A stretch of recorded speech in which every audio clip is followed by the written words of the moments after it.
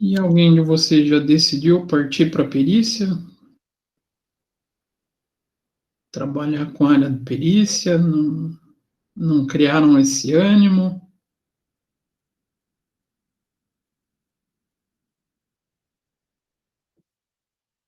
Não? Então, para vocês verem como a gente também tem, dentro da perícia, algumas facilidades ou alguns facilitadores. Trouxe, só para mostrar bem, exemplificar para vocês, algumas áreas que podem ser auxiliadas por software também para vocês, tá? Então, vamos compartilhar aqui com vocês, antes de entrar, voltar ao assunto das provas. Então, eu sei que alguns de vocês têm facilidade para algumas áreas, alguns para folha de pagamento, alguns para cálculo matemático. Então, a gente tem alguns softwares que podem ser utilizados. Por exemplo, pessoal que gosta da área trabalhista. Esse é um software, um dos, né? Assim como de contabilidade, software para escritório, a gente tem vários. Dá para utilizar diversos cálculos trabalhistas. Então, aqui ele é específico, tá, gente? Para a área de perícia mesmo. Então, os relatórios que eles emitem, que esse tipo de software emite, ele já é para ser anexado no processo ou na petição, no, no laudo pericial ou no parecer pericial. Então, uma coisa bem completinha que vocês podem utilizar, né? Alguns exemplos. Vocês podem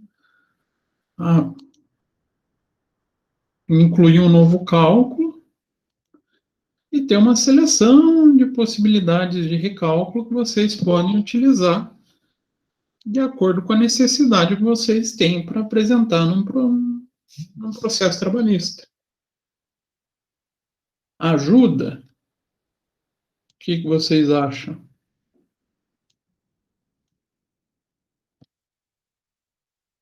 Um programa desse tipo ajuda, né? Assim como um software de escritório ajuda o contador a manter a sua clientela em dia, esse tipo de software dá uma bela mão em cálculo trabalhista. Tem para as outras áreas, professor? Tem. São três principais áreas que esses softwares funcionam. Então, essa é uma. Segunda área. Essa está bem na moda, tá? Pessoal que gosta de previdência. Então, uma boa ferramenta para cálculos previdenciários, podendo, inclusive, ser calculado com as novas leis previdenciárias, né, com as alterações previdenciárias. Mais uma boa ferramenta. Mas, claro, é um exemplo, tá? E acho que o mais usado de todos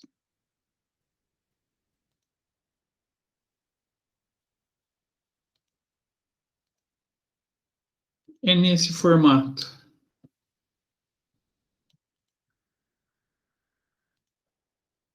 Que daí já são cálculos mais voltados a contratos bancários.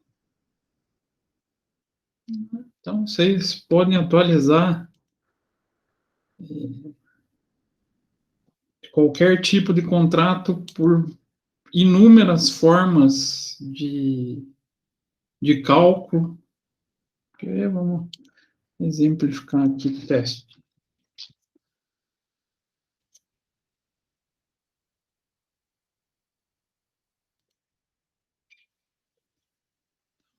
Quero atualizar a parcela separadamente para fim do cálculo. Você já pode colocar os dados de quem você está utilizando no processo, né? Já com relatório, com os dados bonitinho, de acordo com o Código de Processo Civil. Atualizar cada tipo de parcela. Então, tem muita coisinha para utilizar. E as vantagens? Ele já traz para a gente, isso no modo completo ele traz todos, aqui ele vai trazer 2 só. Mas traz taxas médias de mercado. Mas por que isso, professor? O que isso tem a ver com a perícia, taxa média de mercado? Para vocês considerarem um contrato abusivo, vocês sabem como fazer isso? Tem noção? Alguém arrisca?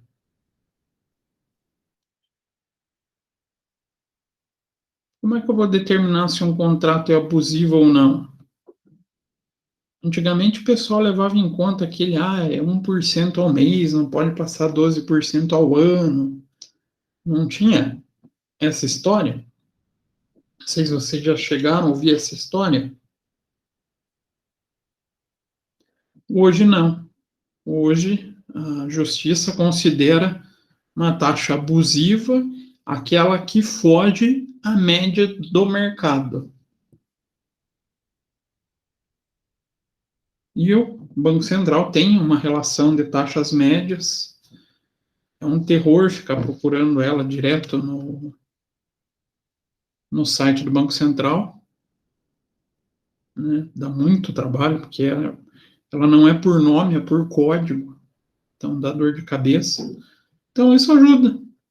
Então, 3 ferramentas aí para quem um dia resolva se aventurar nessa área pericial, pode facilitar muito para vocês.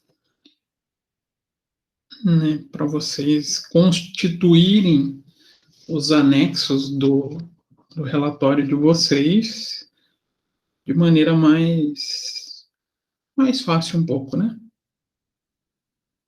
Então, exemplos possíveis, né? Assim como a gente tem inúmeros softwares de contabilidade, a gente tem os de assessoramento na perícia. Claro, não é no mesmo número que a gente tem os de contabilidade, mas ajuda, né?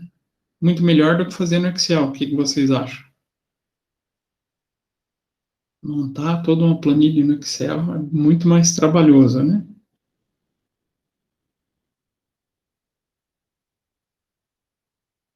Não? Sim, talvez.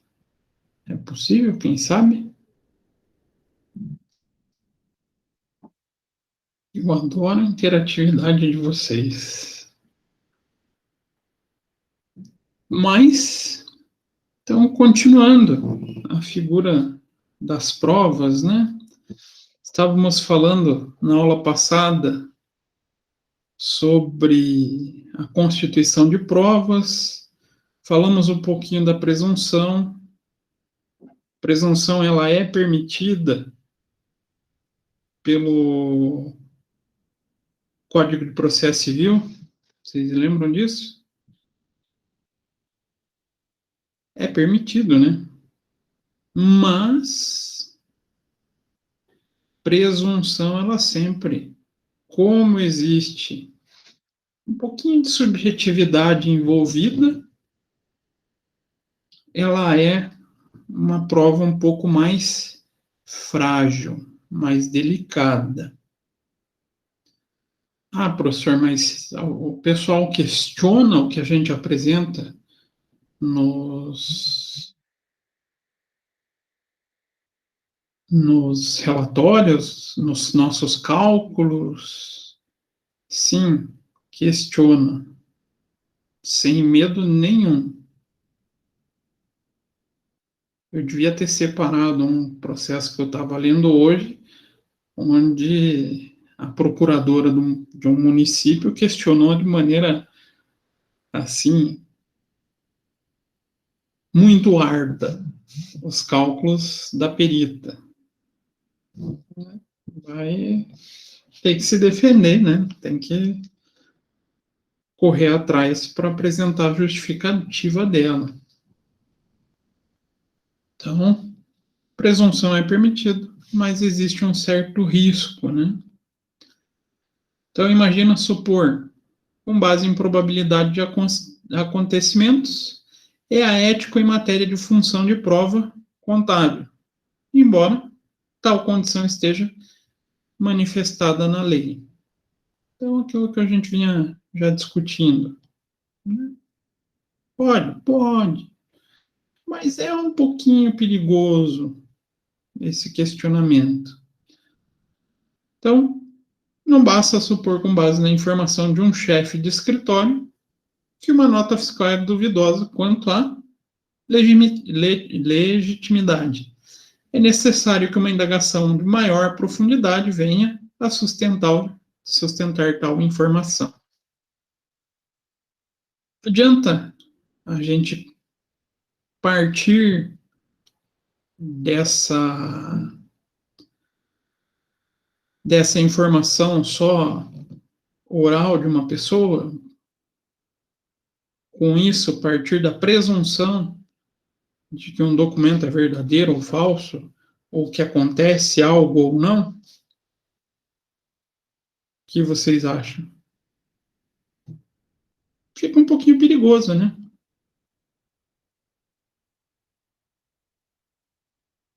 Isso vale muito também, até como própria base de documento em um processo. Então, de repente, eu estou querendo cobrar vocês por uma relação de duplicatas não pagas. Bacana. Posso entrar com o processo. Se eu não colocar essa relação de duplicata, ou se eu colocar só um demonstrativo do número das duplicatas, não apresentar o documento base,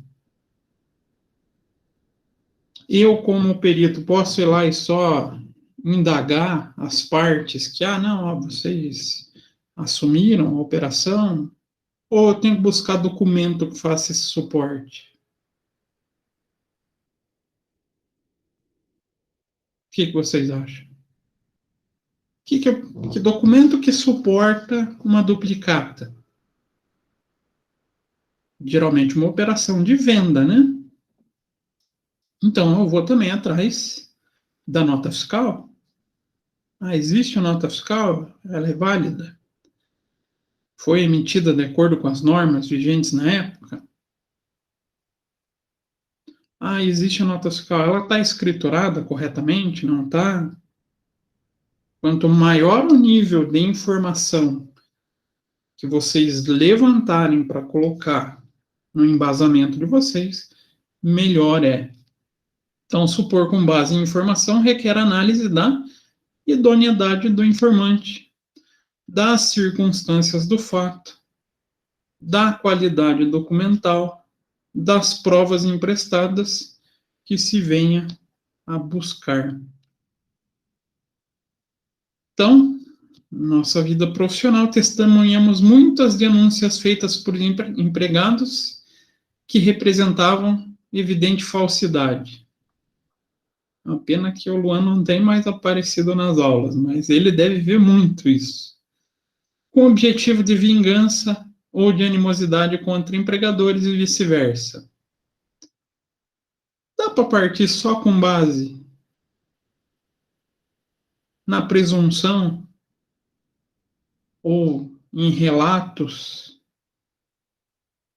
para poder fazer qualquer cálculo trabalhista envolvendo esses profissionais? que vocês acham? Não dá, né, gente? A gente precisa de materialidade no que a gente está analisando. Senão, a gente vai criar um relatório suscetível a questionamento. A qualquer área que vocês forem. Pô, trabalhista, isso acontece mais, né? Acontecia, diminuiu. Mas a trabalhista é um terreno fértil para esse tipo de problema. A área de civil acontece, mas com menos frequência.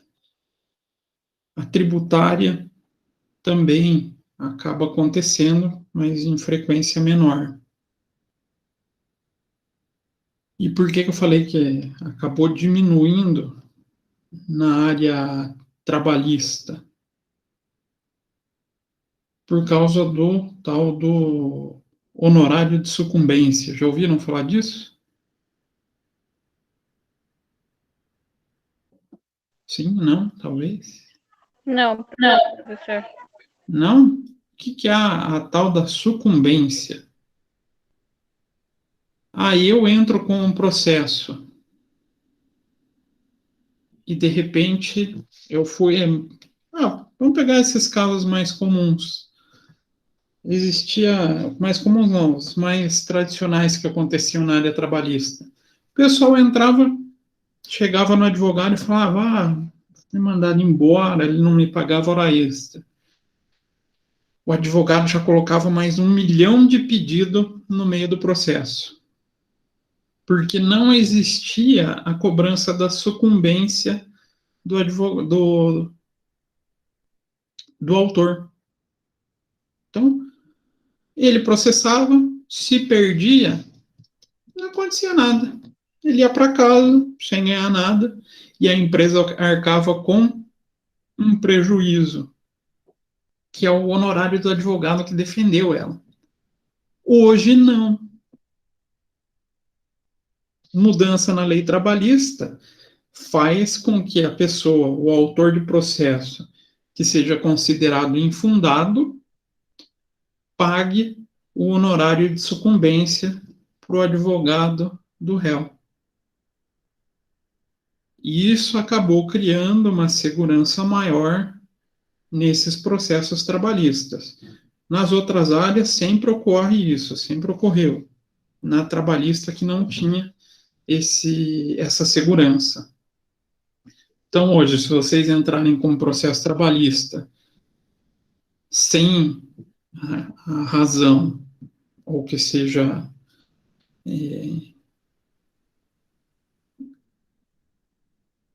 ou que vocês percam, né, ou que vocês não tenham mérito na causa, vocês vão ter que arcar com o advogado do empregador.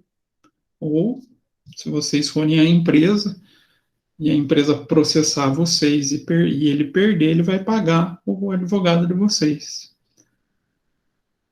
Isso fez com que diminuísse muito essa figura dos pedidos fictícios de certos advogados. Então, a área mais perigosa era a trabalhista. Graças a Deus, isso acabou diminuindo, né?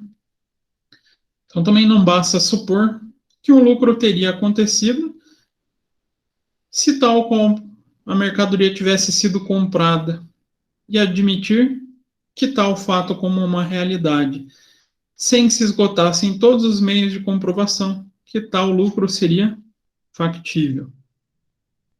Então, mesmo que esteja atendido no disposto do artigo 213, aquele que dá eficácia à confissão de quem é capaz de direito, o perito não deve, sem aprofundar nas pesquisas, aceitar como verdade apenas o que lhe é relatado. A gente tem que tomar muito cuidado. Além da presunção, a figura de confissão. Confissão também é algo delicado.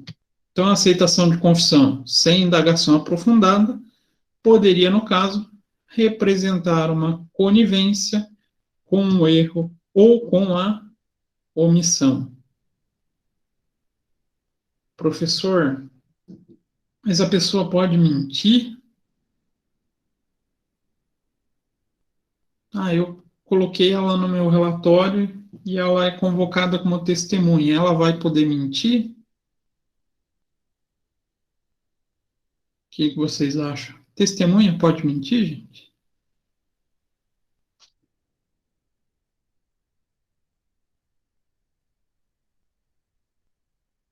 Se vocês forem testemunhar para alguém ou convocados para ser testemunha, vocês vão poder mentir? Jamais. Sob pena de prisão, tá? Prisão em flagrante. Flagrante delito. Se vocês estiverem assistindo às audiências da CPI, vocês vão ver que às vezes não ocorre tão fácil, né? Mas tudo bem. Mas mesmo a pessoa não mentindo, vai gerar margem para dúvidas, principalmente na área contábil, onde a gente é muito mais documental, a gente consegue ter muito mais informações palpáveis do que relatos, do que confissões, do que as próprias testemunhas.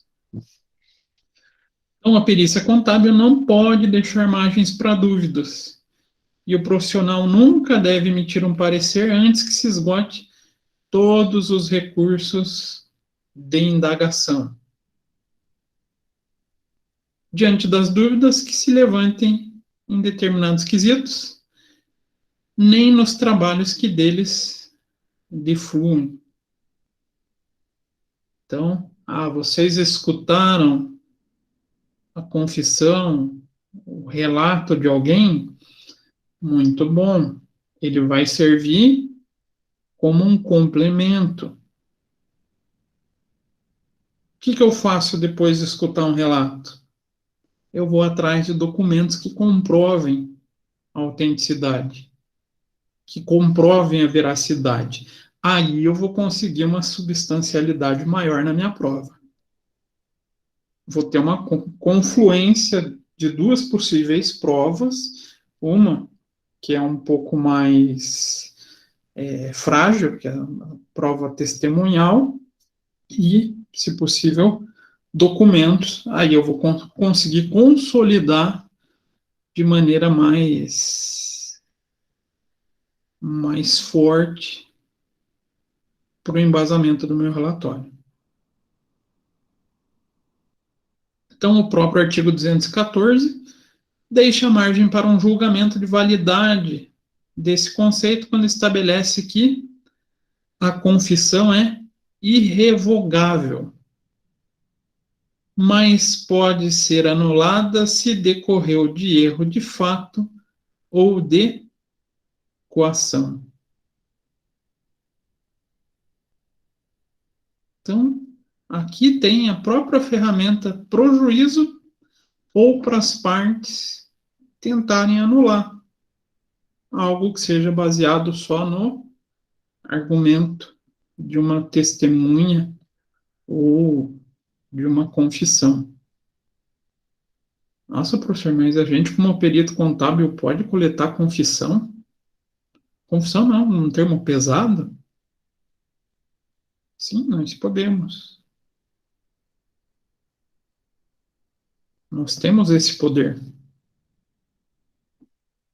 É muito mais comum a gente ver, né, na área criminal, né, esse termo de confissão, mas na área civil, trabalhista e previdenciária também pode acontecer. Quando é que a confissão pode ser válida, professor? Um exemplo. Estou defendendo a aposentadoria para trabalhador rural. Como é que que eu vou justificar que a pessoa era trabalhadora rural? Qual o meu embasamento? Muitas vezes eu não vou conseguir fugir dessa figurinha, né? Às vezes a pessoa trabalhou a vida inteira lá no sítiozinho dela, lá no interior do Paraná, não tinha registro de vínculo empregatício, nada. Bem aquela economia bem rudimentar, né? Como é que eu vou poder provar, ou como é que eu vou conseguir justificar uma aposentadoria para essa pessoa? Confissão de testemunhas. Ah, mas o professor acabou de falar que é frágil. Ah, não vou ter outros documentos. Até posso ter, né? Tem é, trabalhador rural que acaba se filiando à cooperativa, a sindicato, aí até ajuda. Mas alguns não fazem isso. O que eu vou precisar?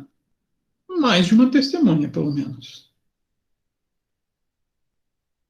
Então, é, é válido. Começa a ganhar um pouquinho mais de robustez. Quanto mais confissões você tiver, mais indicações que aquela pessoa realmente trabalhava no meio rural, aí mais sustentação vocês vão ter. Então, como princípio de qualquer meios que sirvam para considerar como prova, algo que não podemos evidenciar documentalmente e que, possuindo-a, tendo contestação quanto à qualidade, pode servir. Então, eu, particularmente, tenho um pouquinho da discordância sobre esse fato da confissão, mas ela sofre dessa fragilidade, vamos falar assim. Então, confissões em matéria contábil podem ser indícios, base para pesquisa, mas nunca como prova inequívoca. Contábil, tá, gente? Se a gente partir para a área trabalhista, previdenciária, aí a gente pode até apresentar ela como prova inequívoca, mas a preferência é que não seja a única. Até porque o labor do perito contador versa sobre matéria fática e não de direito. Então a gente acaba se pautando muito mais sobre os documentos, os fatos gerados. Isso me lembra até o que deve ter sido o primeiro conceito de contabilidade que vocês tiveram. Qual que era o conceito de contabilidade que vocês tiveram lá em Contabilidade Básica 1? Quem lembra?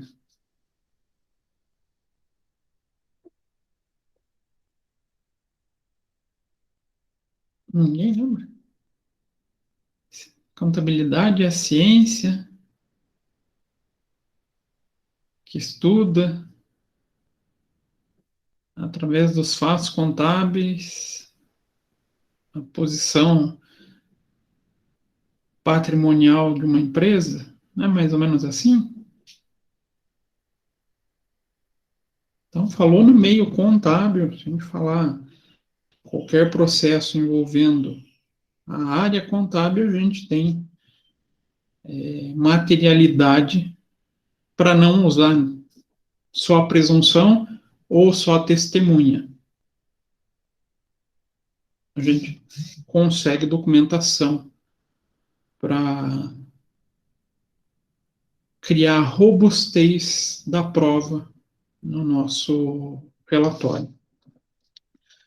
Então, se um contador vai produzir prova contra ou a favor de alguém, é preciso que, como ato de consciência ética, assuma a imensa responsabilidade de uma opinião, pois sua assertiva pode causar lesões e, inclusive, ser cobrada posteriormente, né? Se ela for inexata ou apresentar qualquer tipo de equívoco. Lembrando que a gente responde a esses fatos, a esses erros, contábil e criminalmente. Então, em relação à prova, são deveras importantes as seguintes considerações. Primeiro, todos os elementos que participaram no processo têm e devem colaborar para se encontrar a verdade. E sendo perito auxiliar do juiz, ele tem o dever ético de buscar a justiça adequada. Ah, que é isso, professor? A gente tem que agir de maneira completamente imparcial e sempre buscando, mesmo que utilizando ferramentas legais, a verdade de ambos os lados. Para isso existem formas, né? No noticiário, vocês devem estar escutando falar muito essa semana sobre quebra de sigilo, não tem? Escutaram essa semana falar muito sobre isso? Está sendo a bola da vez essa semana. Sigilo bancário, sigilo fiscal, sigilo telefônico e telemático. Ah, o perito pode solicitar isso? Pode. O perito tem esse poder. Segundo, ninguém é obrigado a produzir prova contra si mesmo. Portanto, inadequadas são as tentativas do perito, no sentido de um dos litigantes apresentar à perícia qualquer tipo de prova que venha a incriminar ele.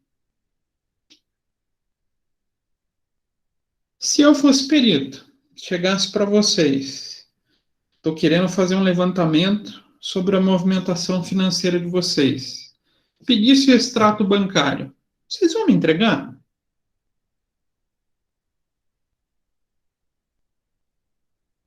Vocês me entregariam de boa? Ah, tá aqui, senhor perito, meu extrato, pode ver. Não, né? Qualquer pessoa em sã consciência não vai querer fazer isso. Então, cabe a quem é o responsável por levantar essa prova? O perito. Aí ele tem que usar as ferramentas judiciais possíveis. Então, o perito, como auxiliar do juiz, tem o dever profissional de assegurar a paridade de armas. Paridade de armas, que estranho isso, né? Portanto, o tratamento de dados aos assistentes técnicos deve ser equitativo, sem prejuízos da máxima em que o perito deve se manter equidistantes dos interesses do litigante. Primeira figura, essa expressão a gente não conhece muito, mas ela é amplamente difundida no direito. As partes devem ter paridade de armas. O que é isso? É dar um 38 para cada um para ficar igual? Não, né? Na verdade, paridade de armas são assegurados os mesmos direitos de defesa e apresentação de documentação para essa ampla defesa. E quando a gente fala do perito, a gente vai ter que tratar os dois assistentes de maneiras iguais, com acesso à mesma documentação. Se eu abro acesso a um, obrigatoriamente eu abro a outro. Se eu vou fazer uma visita, ou se eu vou fazer uma diligência, né? O termo certo é diligência, a uma determinada empresa, uma determinada parte, o que eu tenho que fazer? Eu vou convocar só um? Vou avisar só um? Não, tenho que avisar os dois. Então, tem que manter o tratamento igualitário para todas as partes. Então, a gente acaba atuando de maneira até ideologicamente falando, como o juiz, tentando a imparcialidade, né? E ao perito cabe a obrigação de examinar provas que instruíram a demanda, uma vez que ao requerente cabe o ônus de provar as alegações constantes do seu pedido e ao requerido o ônus de demonstrar os fatos ou atos impeditivos ou extintivos do direito do autor. Então, todo o processo começa com o autor apresentando, quase todos os processos, tá? Com o autor apresentando provas sobre o seu direito. Assim como as partes vão apresentar o que você tem para tentar se defender. E aí já tem material para o trabalho do perito?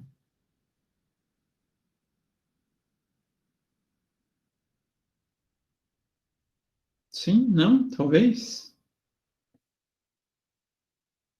É possível? Já tem bastante material, inclusive a base. Lembram para vocês fazerem o aceite, o planejamento da perícia dentro daqueles longos 5 dias, né? Então,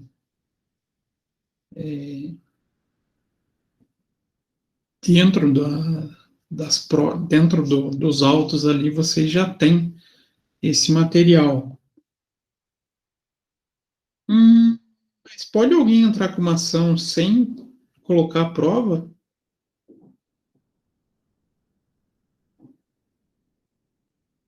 O que vocês acham? Tem uma partezinha do direito que tem uma peculiaridade quanto a isso. Direito do consumidor, tá? Direito do consumidor, a gente tem a figura da inversão do ônus da prova. Muitas vezes ela é uma parte mais fraca e cabe ao réu demonstrar provas da existência desse direito ou, ao contrário, a prova da inexistência desse direito. Quinto, o princípio da não surpresa impõe ao perito o dever de trazer aos autos, antes da conclusão do seu laudo, eventuais documentos recebidos dos assistentes técnicos, para que essa informação seja conhecida do condutor judicial, além de assegurar às partes o contraditório. Esse princípio da não surpresa está implícito lá no CPC, divulgado em 2015, no Código de Processo Civil. Sexto, os livros e documentos contábeis podem provar tanto a favor como contra a pessoa que a produziu. Dessa forma, o período deve considerar no seu trabalho a amplitude da prova, ou seja, exercer o seu juízo em ponderação em relação àquilo que é favorável e desfavorável aos litigantes. Nossa, vocês concordam que um livro contábil pode ser tanto uma ferramenta para me auxiliar ou para me prejudicar como parte de um processo?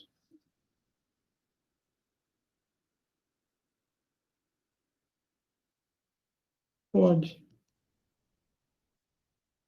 Se eu mantenho a escrituração regular, bonitinha, contemplando todos os fatos contábeis, e isso pode auxiliar a minha defesa.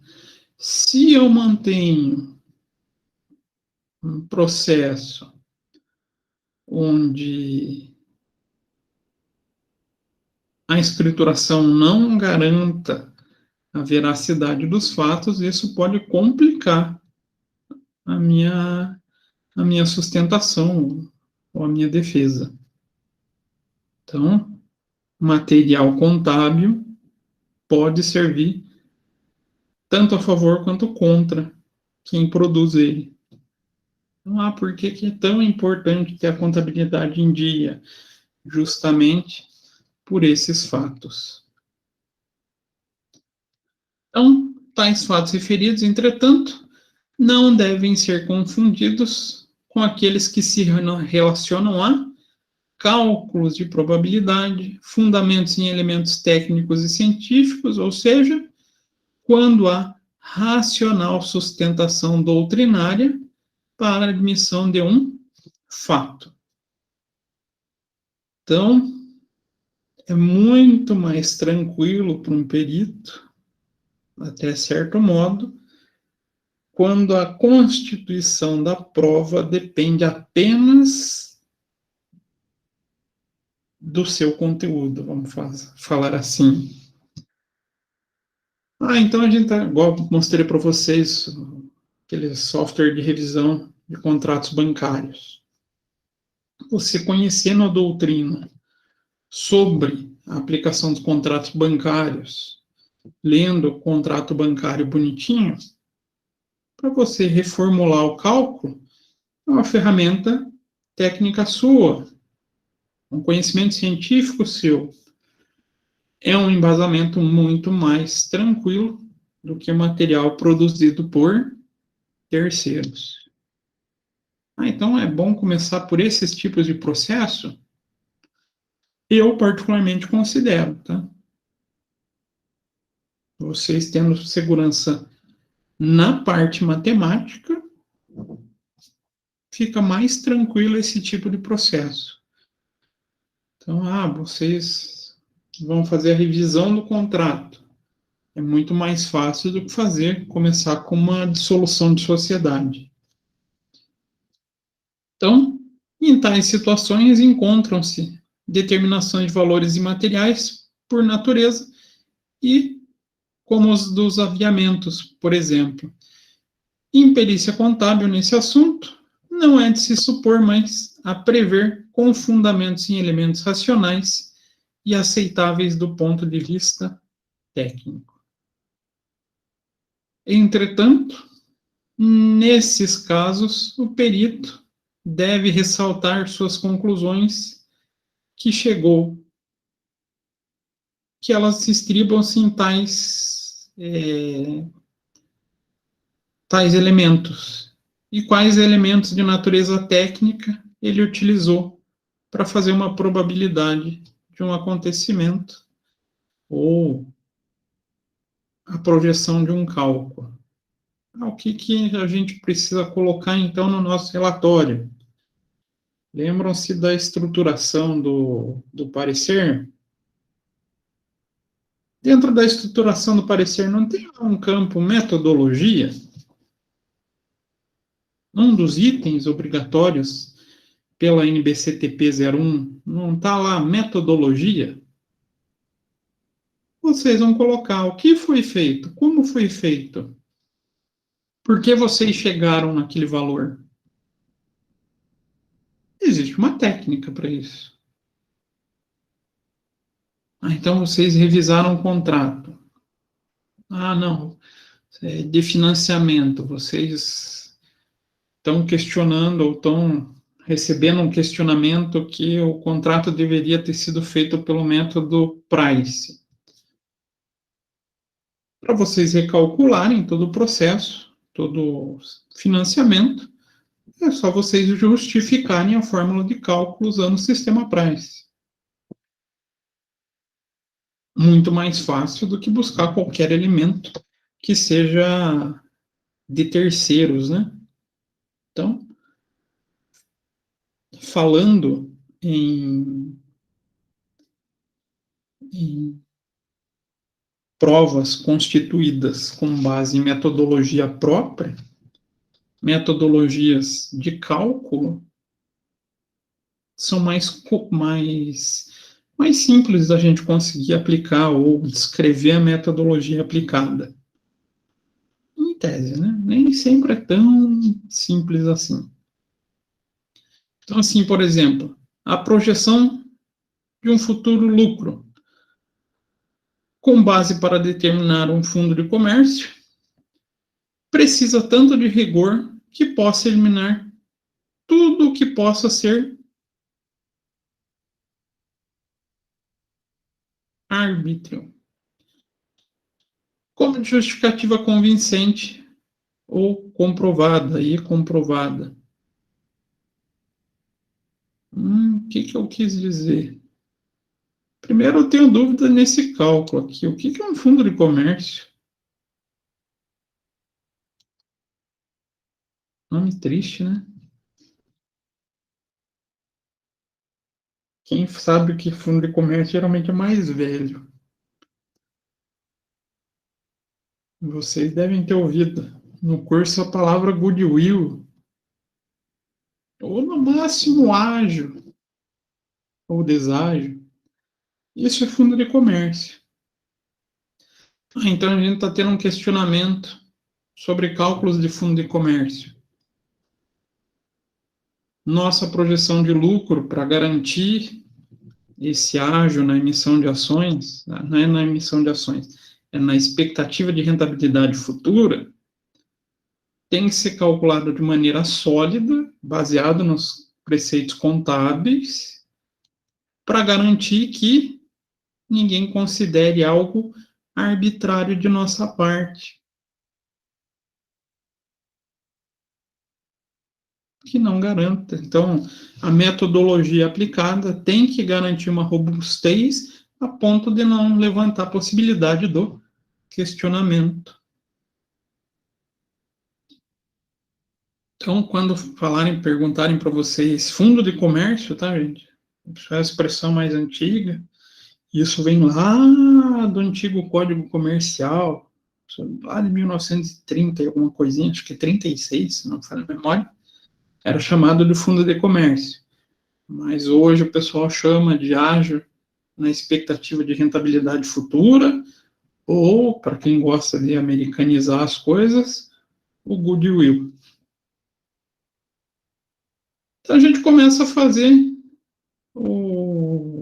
alguns elementos mais sólidos de prova, ou mais usuais para o nosso cotidiano no processo pericial contábil. Primeiro, escritura pública. Ela pode servir como prova? Pode. Então, Código Civil impõe requisito para escritura pública, seja aceita como plena. O perito deve indagar se estão satisfeitas as exigências do artigo 215. Então, vamos ver o que é que a gente precisa indagar. Então, não basta admitir como inequívoca a expedição de um documento lavrado em cartório. E dá uma confiança, né, quando a gente pega algo em cartório, que foi expedido por um cartório de títulos e documentos. Então, é necessário observar se ela contém os elementos legalmente exigidos, como data e local da realização, e identificação completa das partes, inclusive de representantes ou de intervenientes e testemunhas, declaração expressa do regime de casamento das partes, manifestação clara da vontade e de transação, quer das partes, quer dos intervenientes, referência de que a exigência legal e fiscal foram cumpridas, declaração de que o documento foi lido na presença de todas as partes e que essas declaram ter ouvido a leitura, assinatura de encerramento do documento firmada pelo tabelião ou pelo seu substituto, redação em idioma nacional. Ah, porque eu posso fazer fora do Brasil? Pode. Se fez isso, tem que ser traduzido de detalhe, com um tradutor público como intérprete, é o chamado tradutor juramentado. Se alguns dos documentos ou alguns dos que comparecerem ao processo não falar o idioma, não souber o idioma local, então existe a possibilidade de utilização do tradutor juramentado. Providência evidente do tabelião, quando não puderem identificar uma das partes expressas por assinatura de testemunha, que declarem realmente ser a pessoa desconhecida a que se alega ser. Então, mesmo um cartório, um documento lavrado em cartório, para que ele possa merecer fé de um perito contábil, necessita que atenda todas as exigências descritas no Código Civil. Então, a gente está fazendo uma venda de um imóvel. Tem que trazer toda a documentação, toda a informação sobre os participantes do negócio, por exemplo, sobre a vontade dos participantes, se toda a movimentação está de acordo com as exigências legais e fiscais. Então, é comum, por exemplo, uma transação de compra e venda de imóvel que saia na própria escritura que não existem pendências sobre um imóvel. Então, a assinatura, sempre na presença de todas as partes e com o tabelião. Então, a gente tem que seguir todos esses, ou se atentar a todos esses detalhes para verificar se o documento é hábil ou não. Professor, mas é comum encontrar escritura questionável? O que vocês acham? Sim ou não?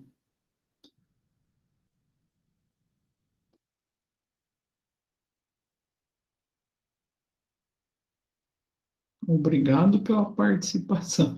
Não, não é comum, tá, gente? Escritura é algo mais fidedigno, a gente consegue ter uma garantia maior.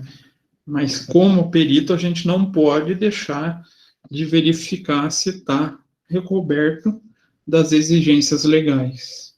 Então, cuidado, mesmo quando o documento for algo como uma escritura, algo que tenha já uma fé pública. Ausência de documentos originais e certidões. Será que isso acontece? Preciso de um documento. A pessoa não tem mais. Será que eu posso me utilizar de outras ferramentas? Posso. Então, condições normais, todo fenômeno patrimonial deve ter comprovante confiável, direto ou indiretamente, da sua existência. Então, um patrimônio não se move por suposições, nem se altera por si mesmo, mas sempre sob a ação de alguém. Então, a escritura contábil deve se embasar em fatos comprovados. Se não existir mais os documentos originais para comprovação, a gente pode apelar para materiais que os substituam, desde que dependam de atender algumas exigências formais. Então, a falta de um documento original ou de comprovação de determinados atos, supre, né? A gente pode suprir ela com certidões da existência deles, de manadas estas de quem o fato possui legitimidade para emiti-la, de acordo com as formalidades e prescrições da lei. Então, vocês querem falar que tem participação societária em uma empresa, mas não existe mais o contrato social. E agora? Posso usar uma certidão? Pode, desde que seja emitida por alguém que tenha fé pública para fazer essa emissão. Então, geralmente a junta comercial. Posso me utilizar da certidão de inteiro teor, ou até da certidão simplificada. Em cartório, também posso pedir a certidão em cartório. Vai trazer até o nome diz, né, um inteiro teor do documento que foi registrado. É uma cópia. Uma cópia, só que em formato de certidão. Então, lá no artigo 206 do Código Civil estabelece: farão a mesma prova que as originais as certidões textuais de qualquer peça judicial, do protocolo das audiências ou de qualquer livro a cargo do escrivão, sendo extraídas por ele ou sob sua vigilância e por ele subscritas, assim como os translados de autos, quando por outro escrivão concertado. Então, o que o artigo 216 está falando? Se foi a pessoa, o escrivão ou o tabelião, que fez o registro, ou no caso a junta comercial vogal, né, que fez o registro daquele documento e está registrado nos seus livros, apesar que hoje a figura do livro está tão em baixa, né? Hoje em dia é tudo eletrônico, mas tudo bem. A gente ainda costuma chamar por livro.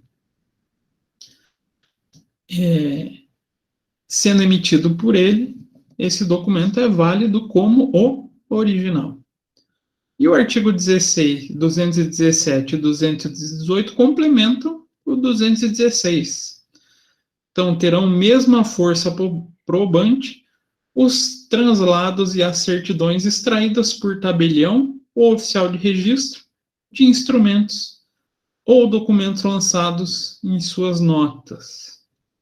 E os translados e as certidões considerarão-se-ão instrumentos públicos, se o original, se houverem prejuízo em juízo como prova de algum ato. Então, aqui, artigo 216, 17 e 18 fazem a certidão como um documento hábil para prova. Então, a tarefa do perito é examinar se essas estão satisfeitas as exigências estabelecidas nos artigos 216 a 218 do Código Civil. Então eu pego uma certidão de inteiro teor do contrato social. O que eu tenho que conferir para saber se ele é válido? Se ele é um documento emitido pela junta comercial. Hoje em dia está muito mais fácil, graças a Deus. Hoje em dia a gente entra na própria internet e confere se aquele documento é verídico ou não, né?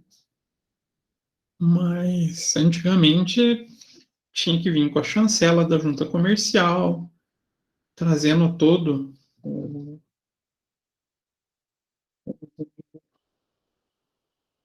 o indicativo de registro da junta comercial, da emissão pela junta comercial.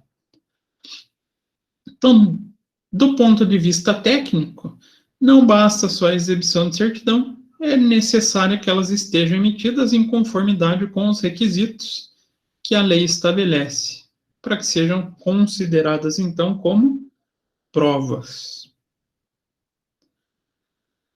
Não existindo documento original, não satisfazendo as cópias ou reproduções às exigências legais, mas comprovando o perito que, de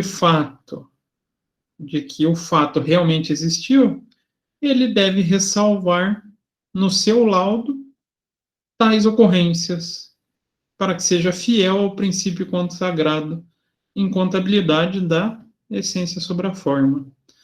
Então pode ser que o documento não seja uma cópia emitida por uma entidade de regulação, pode. Mas o perito vai ter que se garantir, e o pior, aí ele vai assumir o risco sobre o fato que está originado. Lembrando que a gente tem registros na contabilidade que não mais se baseiam sobre forma jurídica, né?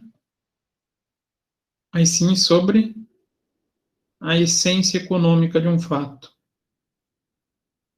Isso traz alguns riscos ao perito. Exemplo. Então, a gente está dissolvendo a sociedade e a gente pegou a documentação, lá tem um imóvel na sociedade, e verifica um registro lá no seu, um valor no seu registro de imóveis. Mas a contabilidade está outra, porque foi feito processos. Tá certo que a gente não pode fazer reavaliação já faz um tempo, mas foi feito reavaliação. O perito pode aceitar? Pode, desde que ele assuma a veracidade daquele documento, ele entenda que aquele documento seja verdadeiro. Então, existe um certo risco quando não existe original e a cópia não seja, vamos falar assim, emitida por uma fonte oficial, do perito assumir como documento como verdadeiro. Então, documentos e declarações. Outra possível prova, menos significativas que a escritura e que certidões. Significativas, ao menos, vamos falar assim, menos seguras, né? Então, o artigo 219 não alterou a situação da prova escrita indecorrente entre as partes, ou seja, de que declaração constante de documentos assinados presumem-se verdadeiro em relação aos signatários. Aonde está o risco nesse artigo 219 para o perito? Está aqui, né? Presumem-se verdadeiros. Então, o presumir, todavia, embora seja possível no texto da lei, né, a gente já viu, para o perito não passa de uma conjectura a ser verificada.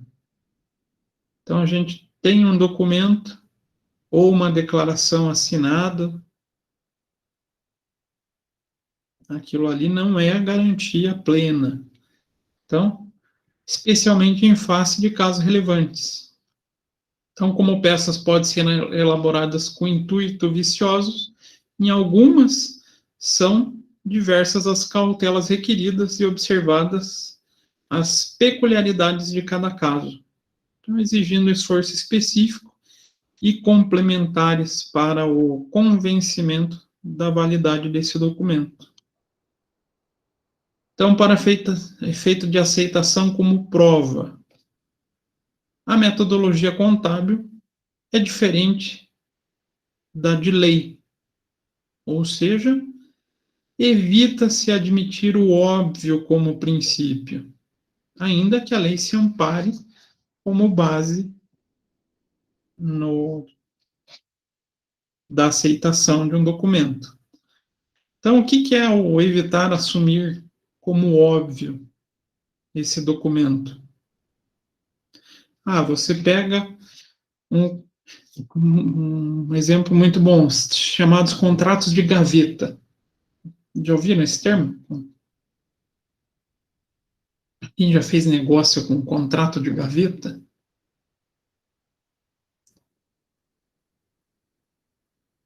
Não? Sim? Talvez? O que é esse contrato de gaveta?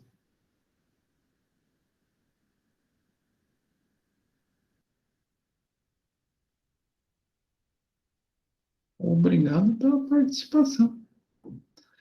Contrato de gaveta é aquele firmado entre as partes sem o registro em um órgão oficial.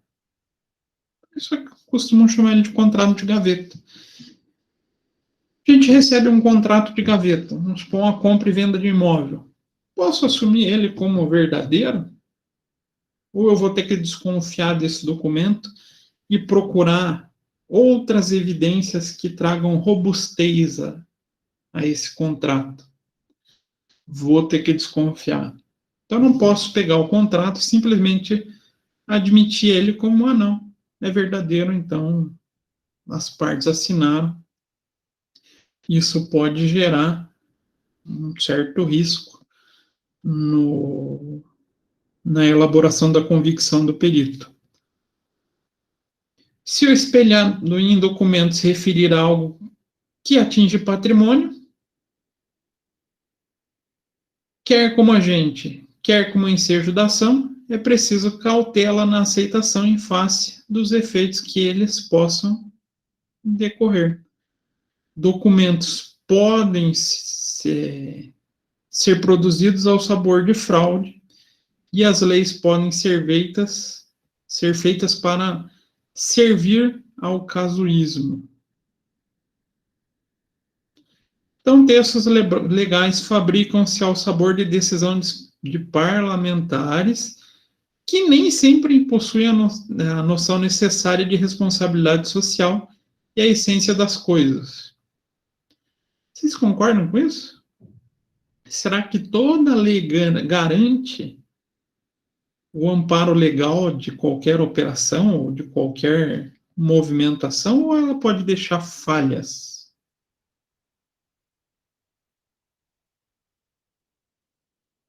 Ela pode deixar falhas. Na verdade, a maioria deixa falhas. E muita gente pode se utilizar dessas falhas para geração de fraude. Então, a matéria contábil, todavia, é positiva e não tende a aceitar a presunção como princípio, mesmo diante a aparência de legalidade. Então, tudo que pareça óbvio dentro do processo pericial deve ser colocado em xeque.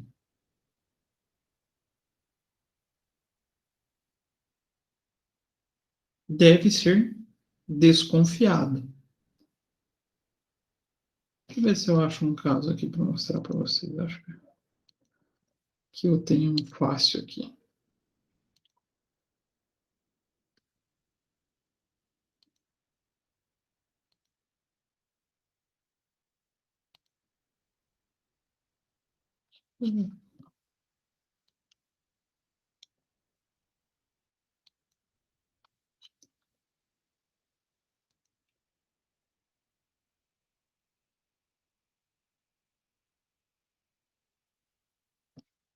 Não, peguei o processo errado. Opa, nesse aqui.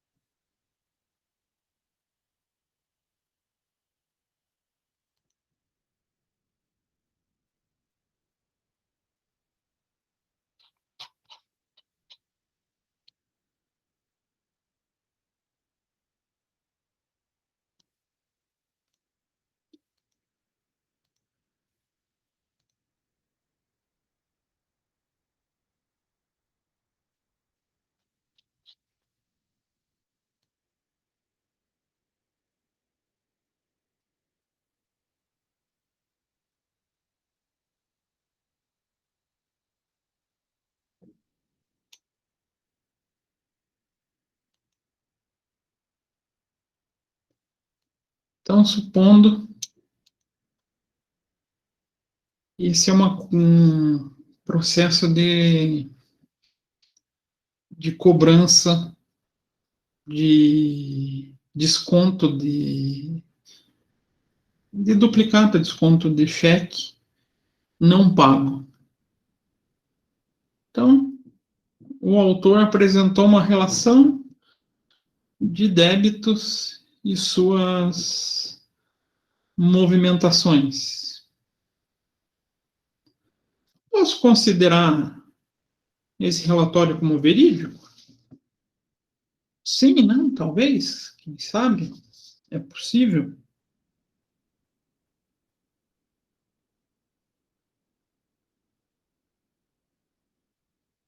É um relatório muito bonito, né? Muito bem feitinho, incluindo, usando médias de indicadores de correção monetária. Eu, como contador, posso aceitar isso? Eu, como contador perito, contador, posso aceitar isso como uma verdade? Não, né? Por quê? É um documento que é passível de alteração ou até de informação equivocada. Então, como perito contábil, a gente sempre parte da ideologia positivista. Positivista é aquela que tem a desconfiança na cabeça, eu quero testar a verdade. Então, eu vou atrás da documentação que comprove que essa operação realmente aconteceu. Só não mostra o restante ali porque esse é um processo em andamento, tá, gente?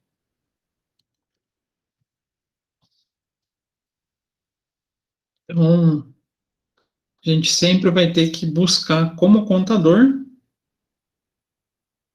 se os fatos que foram apresentados, a documentação, o documento anexado, é realmente aquilo que se considera como verdadeiro ou não. Então, a gente vai buscar comprovar a existência da realidade sobre aquele fato, a evidência da verdade sobre a existência dele. Então, só a realidade deve satisfazer o perito contador e deve fundamentar-se em um exame guiado pela racionalidade, estribado pela doutrina científica e em procedimentos técnicos. Então, diante de situações relevantes, decisivas, é preciso aprofundar exames sobre a qualidade documental, mesmo aquela que contém assinaturas reconhecidas em cartório ou até testemunhas. Então, lá no próprio artigo 219 do Código Civil, ele faz um questionamento sobre essa probabilidade. Então, a probabilidade de questionar a probabilidade.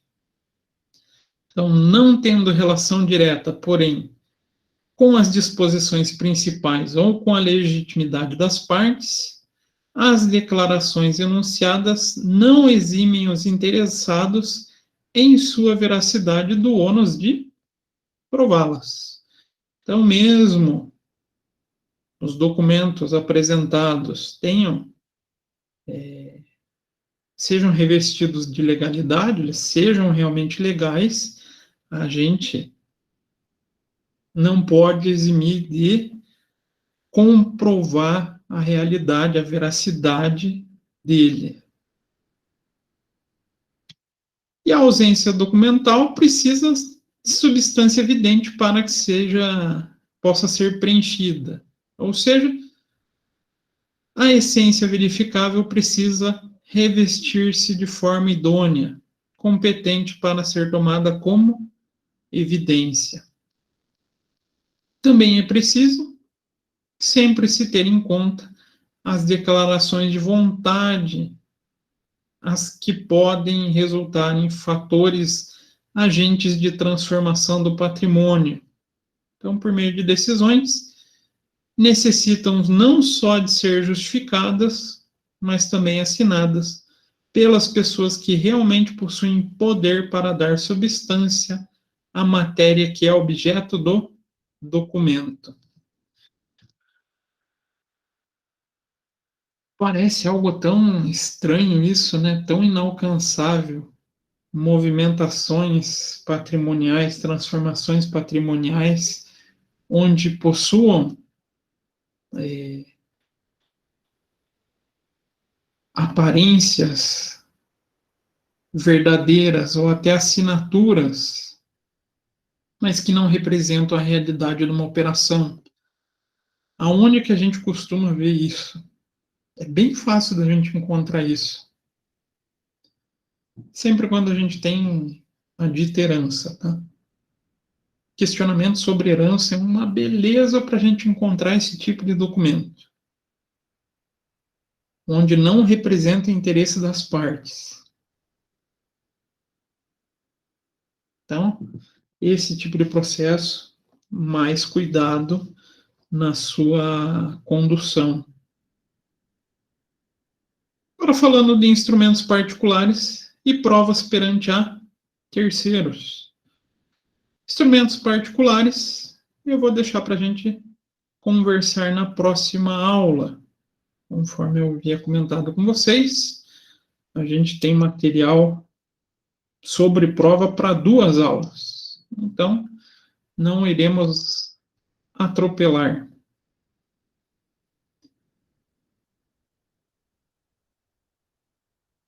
Vou fechar aqui. Prova é algo bem complexo da gente lidar, não é? O que vocês acham? Vocês indo para uma carreira de perícia, vocês se sentiriam tranquilos para produzir provas em primeiros processos que vocês pegassem? Ou seria algo que deixaria vocês um pouco apreensivos?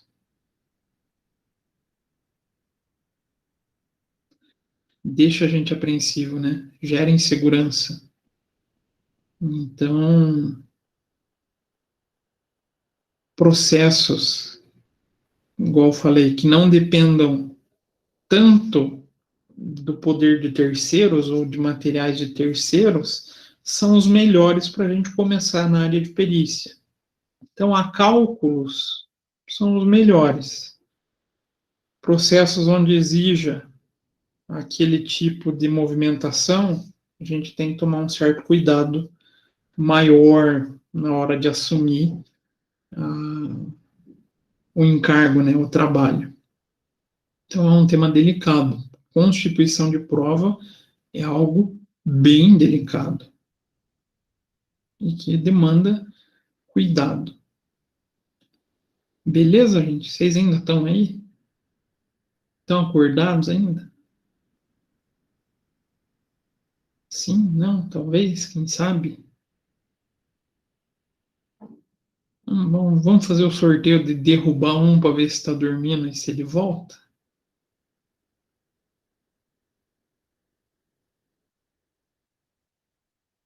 Acho que está o maior índice de gente dormindo de todas as minhas aulas. Pelo amor de Deus, gente, falem comigo, pelo menos vou poder dar boa noite para vocês. Oi, professor. A gente tá falando no chat. A Kathleen, só você fala comigo, o restante ninguém mais fala. Ninguém abre o microfone nessa turma. Então, ó, a gente vai continuar na próxima aula falando desses instrumentos particulares, né? Terminar esse Instituto das Provas e daí na outra aula fazer um apanhadão para vocês poderem fazer a avaliação de vocês, algo mais tranquilo. Então, por hoje encerramos nesses documentos, né? Algo bem delicado no que a gente pode ou não aceitar. Beleza?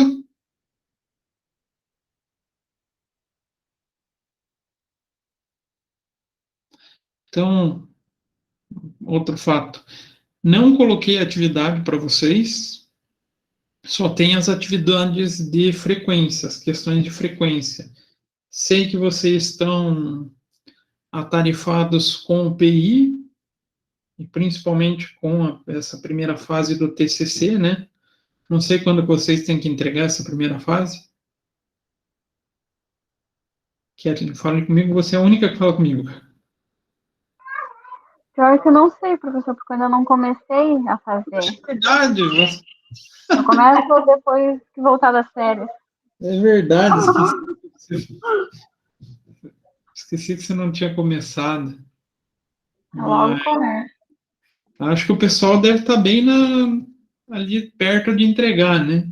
Então, vou deixar essa semana de tranquilidade para vocês, né? Mexer com o PI, mexer com o TCC. Aí semana que vem a gente faz um trabalhinho para nota, mas coisinha leve também, para terminar o semestre mais light. Beleza? Beleza, professor. Então tá, gente. Então, encerramos por aqui e nos vemos quarta-feira que vem. Se Deus permitir, se tudo der certo, né? Estaremos novamente aqui. E o que vocês acham? Acho que semestre que vem a gente volta para uma sala de aula ou não?